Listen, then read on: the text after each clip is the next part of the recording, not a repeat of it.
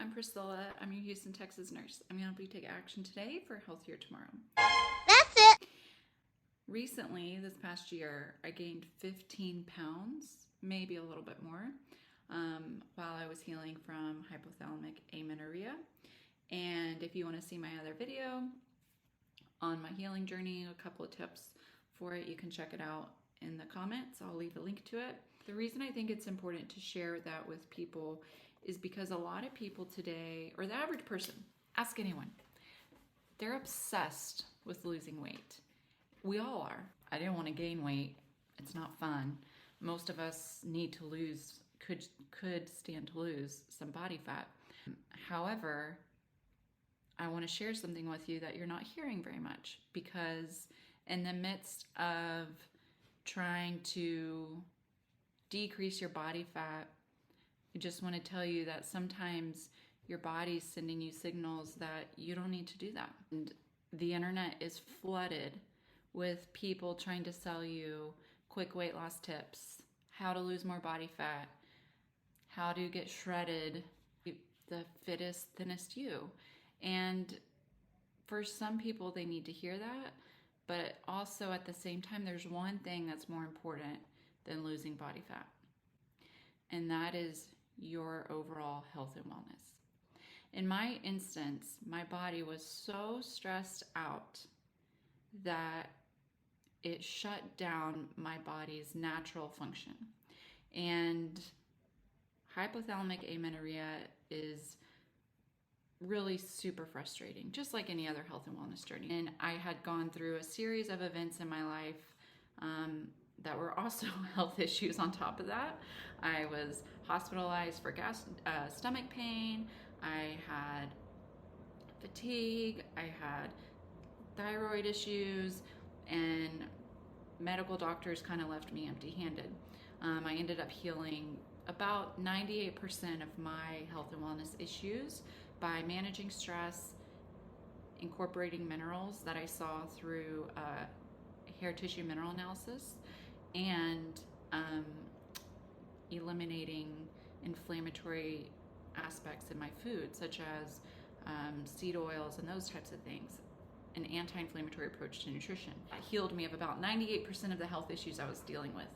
However, I still wasn't healed from not having a cycle. And so in my approach to being the healthiest version of me, the thing that my body actually needed was more calories. And sometimes you don't need to be losing body fat to be the healthiest you. Some people do, but some people really don't. And this isn't to say that you need to go gain 15 pounds to be the healthiest you.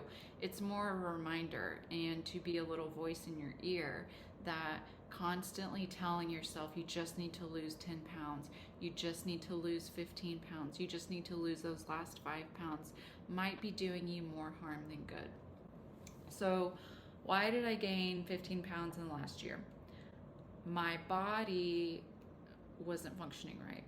And if you're familiar, which you probably are not, with hypothalamic amenorrhea, it's basically a shutdown in communication between the hypothalamus and the ovaries. The brain is basically telling the ovaries that it's not safe, there's too much stress going on, and so there's no ovulation, and as a result, there's no monthly bleed or period.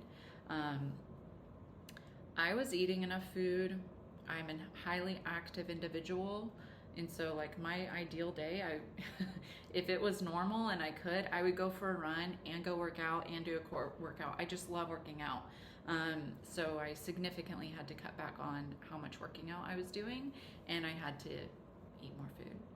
So sometimes your body's telling you things that you need to do in order to prevent disease.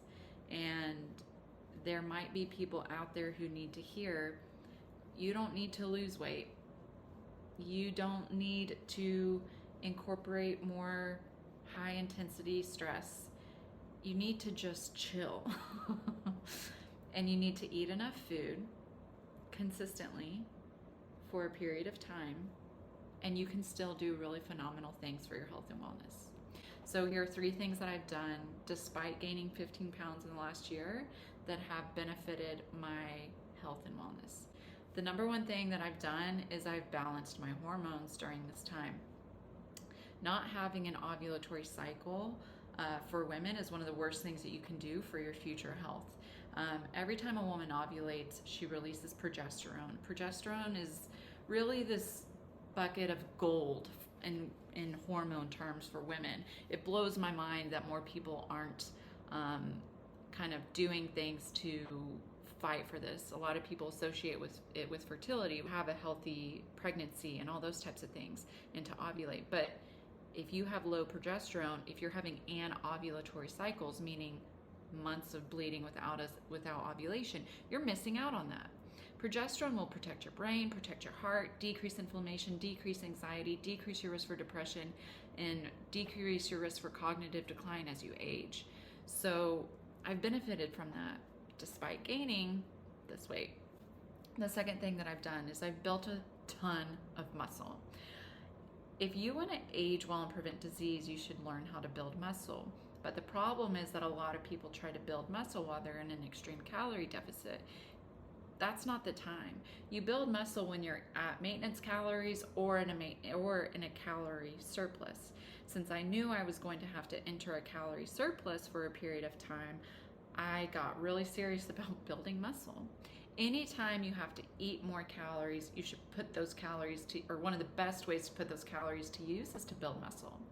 I may not lose any fat in the next year, maybe 2 years, but I do know that when the time comes for me to potentially lose more body fat and maybe decrease some of the body fat that I have gained, if my body tolerates it, I have a lot of muscle behind that body fat. And it's so cool. And so that's something else that's a huge benefit of taking a break from, trying to diet all the time. And the last thing that I've learned through this whole process is that it doesn't matter how many calories you're consuming, the way that you consume your calories matters. And I knew that before I started this process. It was very important to me, if I was going to be eating this many calories, to stay true to my values about nutrition, anti-inflammatory, blood sugar balancing. But I have learned through this process that you can eat that much food and still eat in a blood sugar balancing way. You can still eat in a way that decreases your risk for disease, and that's what I have done. I eat currently close to 2,500 calories a day, and I'm not eating like I don't care about myself. I am still very intentional. I still meal prep. I still have to make sure I get enough protein. I still have to make sure I get enough minerals, micronutrients. I still try to balance blood sugar and do all these wonderful things. So your calories matter, but your approach to nutrition, no matter your calorie intake, will be affected. And something else that has been really beneficial is I've actually increased my fiber and nutrient intake. So one of the downfalls of being in a calorie deficit that people don't realize, let's say you have a glass, right? And you only fill it up halfway. So let's say you could tolerate eating this many calories, but you're only going to eat this many. That's what people do in a calorie deficit. You have less room to hit your nutrient goals when you eat less food. So by eating more food, you have more wiggle room to get more fiber, which is good for your heart. You have more wiggle room to get more potassium, magnesium, and lots of other nutrients and minerals that your body needs to function. So just a reminder, it shouldn't always be about losing body fat. There's got to be a time in your life where you focus on maintaining what you have accomplished.